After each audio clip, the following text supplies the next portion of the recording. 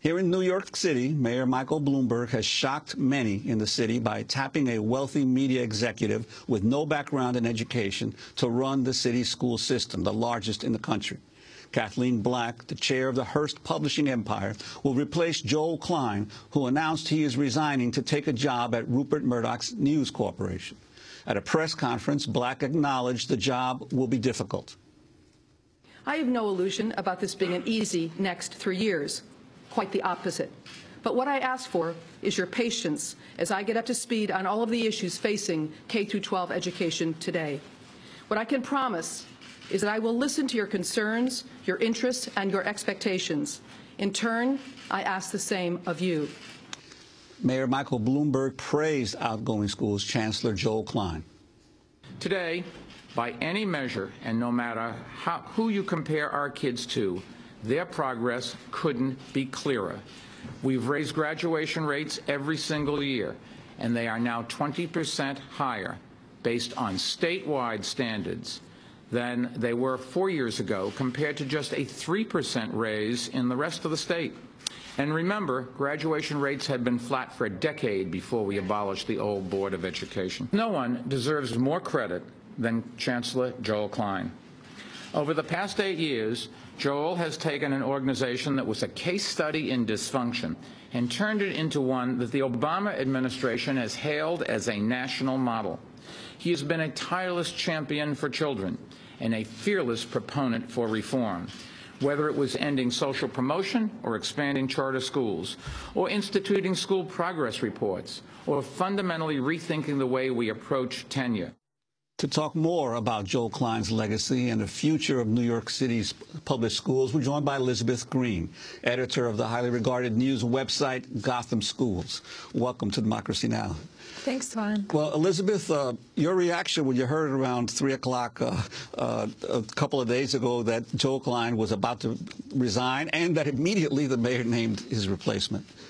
I was shocked. Everyone that I spoke to was shocked. I called some top Department of Education officials to see what they knew, as a reporter does, and I heard them, the sounds of schools behind them. They had no idea. They were visiting schools. They were going about their regular business. This was a big, big shock. And in terms of, first, Joel Klein, he was in chancellor for 8 years. The mayor claimed he was the longest-serving chancellor. That turns out not to have been true, that there were several chancellors earlier on who served a lot longer period of time. But he certainly was an influential chancellor for these 8 years. Your sense of his, what he brought to bring progress to the schools and also the controversy around some of his policies? Sure. Well, Joel Klein has certainly, I think everyone can agree, been a transformational chancellor. He came in without much education experience himself at all, himself also having led a media company, Bertelsmann, as CEO. And he went about making radical change. I think that was always his goal, was to, he would use that word himself, radical change. He changed the way principals are selected, the way teachers are positioned in schools. He changed the fundamental structures of how communities are involved in schools. Partly this was because of changes in the law, the New York State law regarding how the New York City schools are governed, that had been happening, sort of slowly over the course of the 90s and then more abruptly when Mayor Bloomberg won total mayoral control of the public schools. But partly it was about Joel Klein's own learning curve and his ideas about what to do about the public schools, which changed a lot over the course of his tenure. An important thing to keep in mind when we're thinking about how will somebody new come in and quickly, as Kathy Black said, have to learn, the important issues in K-12. Joel Klein began by centralizing the bureaucracy and centralizing control of the curriculum. He had a totally centralized some curriculums, and then a few years in, he said, wait a second, that's not, he didn't centralize it. He undid those curriculum changes, gave much more freedom to principals while at the same time tightening accountability measures. So he has had a lot of changes himself. In terms of how are students doing under Joel Klein and has it really worked, I think that I think that there is pretty widespread agreement that the basic floor of the New York City schools has been raised. There are fewer classrooms that you'll walk into and find total chaos, or schools that will make your heart completely drop into your chest. On the other hand, our students reaching the high levels that he claimed over the course of his administration, and Mayor Bloomberg has claimed, that's much less clear. Yes, the graduation rate has risen, but it's not clear that the people who are graduating from high school are prepared for college. In fact, there's some reason to think they're not prepared for college. And that there may indeed have been a huge abuse of what they call credit recovery in a lot of these high schools, where teachers were encouraged to find ways to cut corners to get them the credits that they needed to graduate. I think that Joel Klein embodied a spirit of this time in education, which was to say, I will hold you accountable. That is the way to get you to improve. There have been some perverse incentives, though. If you say your bonus as a principal, your salary bonus is tied to this, your future career is tied to this. For teachers, you may not be able to stay at the school where you chose to work. It's tied to this. Some people may not react by saying, okay, I'm going to redouble my efforts to get students to learn. Instead, some people have made bad decisions, and inflated graduation rates are something that are a concern.